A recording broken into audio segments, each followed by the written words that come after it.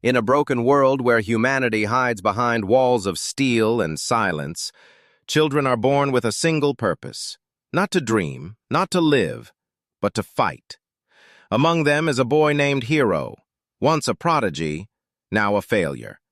A child who cannot synchronize with anyone, and therefore has no place in the world that raised him. His smile, once full of promise, has faded into something hollow. The more he tries to fly, the more he feels himself falling. The adults call him Code 016. His friends worry in quiet ways, unsure how to help. And deep down, Hiro feels the isolation tightening around his chest, a quiet ache that tells him he was never meant to belong. Until the moment he meets her, a girl with horns, a girl with crimson eyes that reflect both danger and longing, a girl the world calls a monster. 02. She appears to him like a whisper of fate, wild, fearless, dripping with a strange, otherworldly beauty. They meet at a lake, her body bruised from battle, her smile sharp yet soft. She calls him darling after a single glance, as if she's known him for years. To Hiro, who has spent so long feeling unwanted, her voice hits something deep, something he didn't know still existed. 02 is feared among parasites. They say riding with her means death.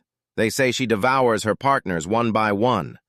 Yet Hiro doesn't step back. He takes a single step toward her, and that step changes everything, because despite the danger wrapped around her existence, she feels familiar to him, like a memory buried beneath loss. Moments later, the Klaxosaurs attack. A monstrous creature erupts into the ruins near Misteltein, tearing through steel and earth.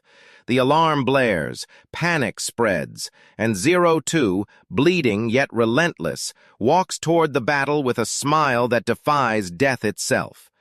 She needs a partner, a stamen, someone to synchronize with her raging, untamed soul. And Hiro steps forward. He climbs into Strelizia, her Franxx, her body, her heart, even though everyone told him he couldn't pilot, even though she warned him that riding with her 3 times means death. But in that cockpit, something miraculous happens. Their minds connect. Their bodies move as one, and the machine roars to life with a brilliance no one has ever seen.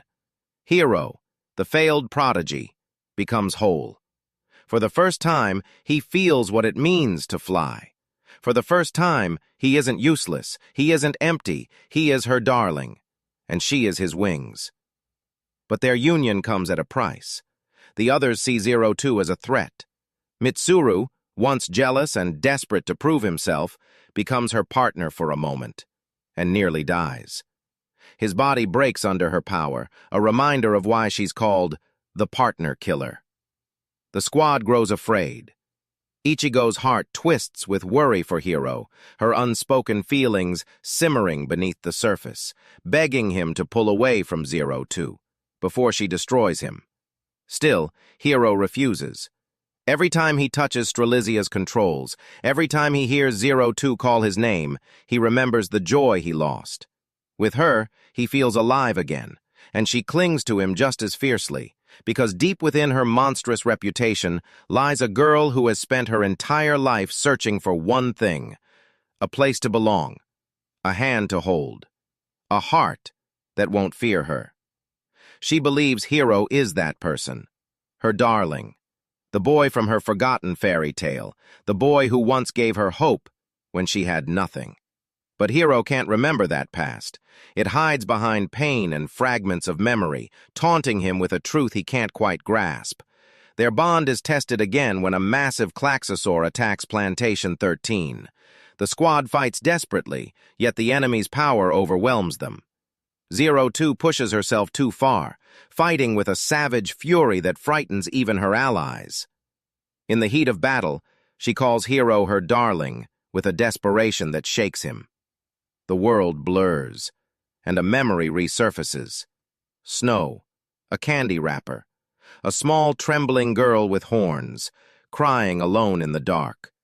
He remembers. He was her first companion, her first friend, the one who gave her the candy she treasured, the one who held her hand as she escaped the cold, sterile cruelty of the world. But their innocence was stolen, their connection ripped apart, and the memory buried itself so deeply that Hiro forgot the girl who clung to him with her whole heart. When Hiro confronts Zero Two after a brutal fight, she misunderstands his pain as hatred, and in her panic, she lashes out. She nearly kills him, consumed by the terror of losing her darling again. The squad restrains her, and for a moment, it feels like their bond might shatter forever. But Hiro rises from the medical bed, weakened but determined, and reaches for her through the chaos. He calls her by her true name, and the moment she hears it, the walls she built to survive begin to crumble. She breaks down, trembling in his arms, whispering apologies through tears that carry years of loneliness. They become partners again, truly this time. Not out of desperation, not out of instinct, but out of love. Pure, overwhelming love. And when they ride Strelizia together, they move with a harmony that even the adults cannot comprehend. They are no longer weapon and pilot, but two hearts beating in perfect unison. War escalates. Klaxosaurs evolve. The truth of the world surfaces. A truth more terrifying than the monsters they fight.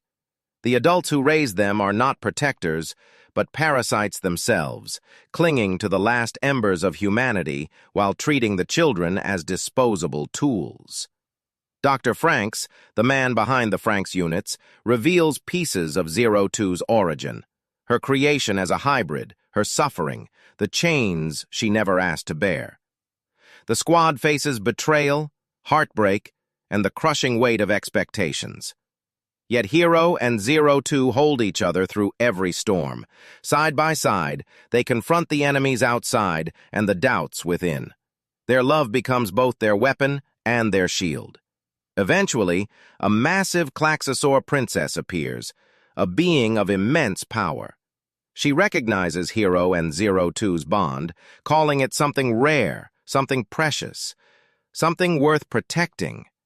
But the adults push the children into a final war, one that threatens to consume Earth itself.